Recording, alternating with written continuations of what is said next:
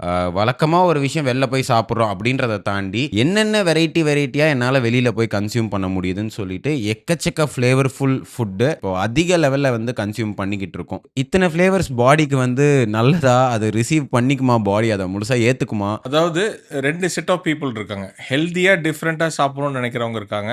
அன்ஹெல்தியா அதாவது என்ன வேணா சாப்பிட்டுக்கலாம்னு சொல்லிட்டு ஒரு டேஸ்ட்டுக்காக மட்டும் சாப்பிடுறவங்களும் இருக்காங்க.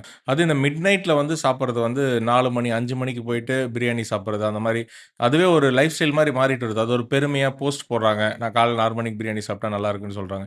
நெறைய பேத்துக்கு வந்து அந்த ரீகஜிடேஷன் சொல்லுவாங்க. அந்த கொஞ்சம் எரிச்சல் உண்டு பண்ணி, அல்சர் வரதுக்கு மெயினான ரீசன் இதுதான். அதனால உணவு வந்து முக்கியம் தான். அதுக்குன்னு வந்து டேஸ்ட்டா சாப்பிடக்கூடாதுன்னு சொல்லல. ஆனா கொஞ்சம் ஹெல்த்தியா சாப்பிடணும். அப்படி உங்களுக்கு வெளியே சாப்பிடணும், ரெஸ்டாரண்ட்ல சாப்பிடணும்னு தோணுச்சுனாலும், எந்த ஒரு ரெஸ்டாரண்ட் போனாலும் ஃபுட்ட நீங்க என்ன சாப்பிட்டாலும் அதோட ஈக்குவலா நீங்க வந்து வெஜிடபிள்ஸ் வந்து வெஜிடபிள் சாலட் மாரி சாப்பிடும்பொழுது, அதோட ஃபைபர்லாம் கிடைக்கும் பொழுது, உங்களுக்கு உடல் பாதிப்புலருந்து கொஞ்சம் குறைக்க முடியும்.